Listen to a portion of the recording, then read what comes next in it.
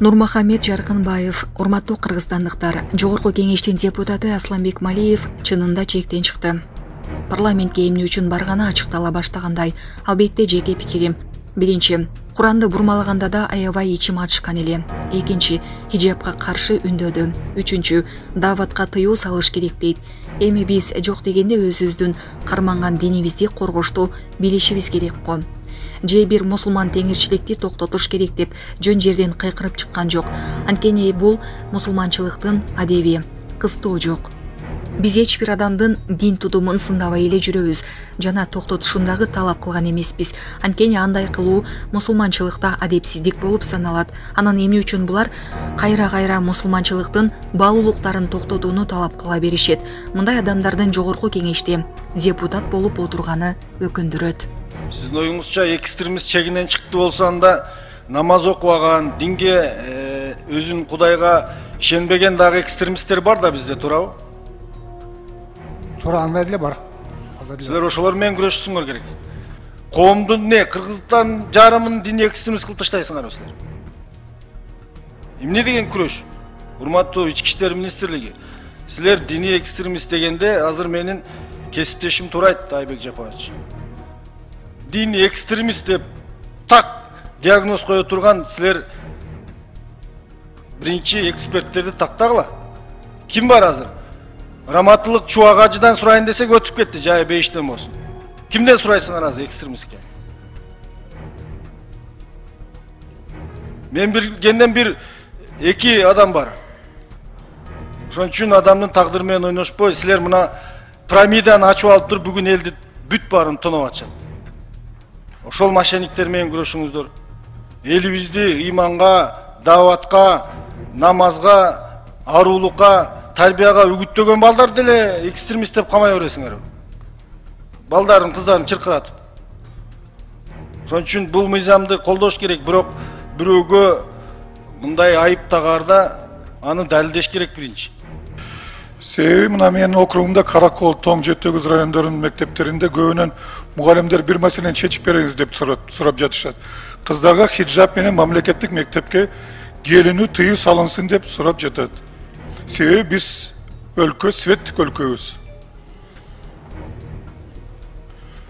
Бул боюнча дагы маселелерди жүргүзөбүз. Азыркы учурда ошо ата-энелер менен да жолугушууларда ошо өткөндө мына Арабан районуна да барып келдим. Ата-энелер менен да жолуктум, мугалимдер менен жолуктум. Ошо балдарга, кыздарга түшүндүрүү иштерин жүргүзөлү деп атабыз да, ошо канчалык деңгээлде ошо азыркы учурда жоолук кийүү маселеси өтө. Жоолук эмес, жоолук кийгизсер мейли, хиджаб деп атат. Жок, хиджаб боюнча 2015-жылы токтом чыккан, анын негизинде классикалык форма деп киргизкенбиз. Ошону аягына жеткизесизби? Азыр Ызатбек кызы Аида депутат менен биргеликте ошо билим берүү жөнүндө мыйзамына киргизип атабыз, ошо школьная форма боюнча норманы. Анан буюрса киргизебиз. Бакара, 2-чи сүрө, 219 эмеси, беренеси. Сенден арак жана кумар оюндар тууралуу сурашат ди. Куранда жазылган. Ал өкөндө чоң күнөө бар. Бирок адамдар үчүн бир аз пайдалары да бар деп турбайбы? Пожалуйста. Ошон үчүн мен ойлойм, бул маселе бул маселени негизи колдош керек. Даже керек болса и последнее, даже думаю, надо легализовать не только казино, марихуану надо легализовать уже пора. Давно пора уже марихуану легализовать. Мы на Иссыкуле сеяли опиум, мы забыли про это. То есть нам нужно нестандартное решение находить, чтобы без нефти, без газа, без леса проводить свою экономическую политику. Спасибо. Таблиги жамаат уюму Россияда экстремисттик деп табылган. Эмне үчүн бизде бул уюм эркин иштеп жатат? Асылбек Касымакулович, биз бул таблиги жамааттын ошол мүчөлөрүн дайыма көзөмөлдөп турабыз. Эгер чектен чыгып, ошо мыйзам бузууга бара турган болсо, барган болушу алар деген. Анда кылмыш чоңдулар деген кылмыш чоңдулар тартылат. Бул табиғи жамаатты ошо экстремист деп таануу боюнча бир топ жолу деген аракеттер болгон, бирок ал Кыргызстанда экстремист деп табылган эмес. Жок, бирок бизде безвизный режимде Россия менен.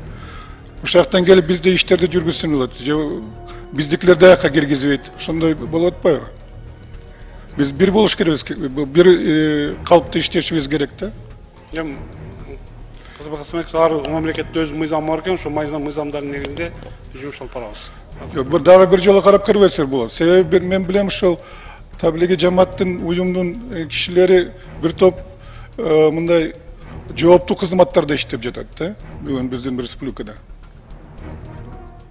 Урматтуу Арсланбек Касымакулович, эгерде бул ошол жооптуу кызматта иштейт, сиз айткандай факттар болсо, ошолордо биздин мамлекетке деген коркунуч жарата турган болсо, анда биз чара көрөбүз.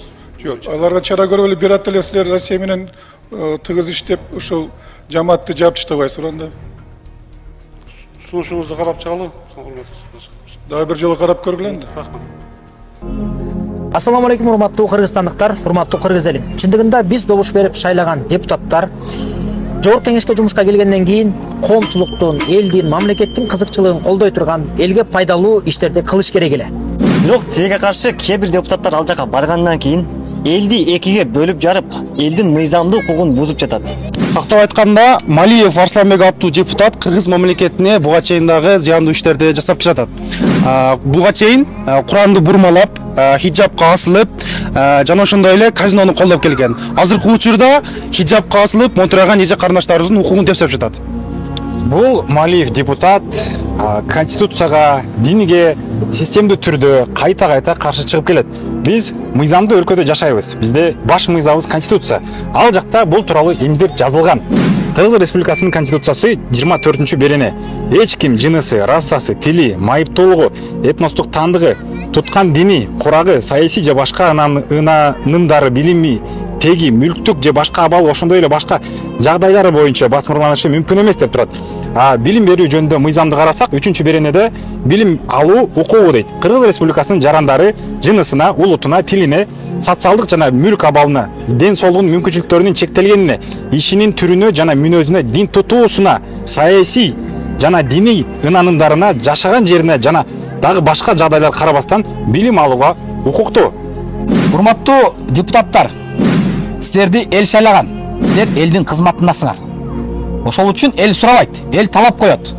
Эл өзү билет, кимди коет, кимди шайлайт, кимди мөөнөтүн узартарын, кимдин мөөнөтүн жеткизбей, кетирерин дагы эл чечет. Ошондуктан Малиев Арсланбек аттуу депутатка мандатын тапшырышына кыргыз элим кол чогулуп баштады. Элди бөлүп жарган Малиевке окшогон депутаттар Керек эмес.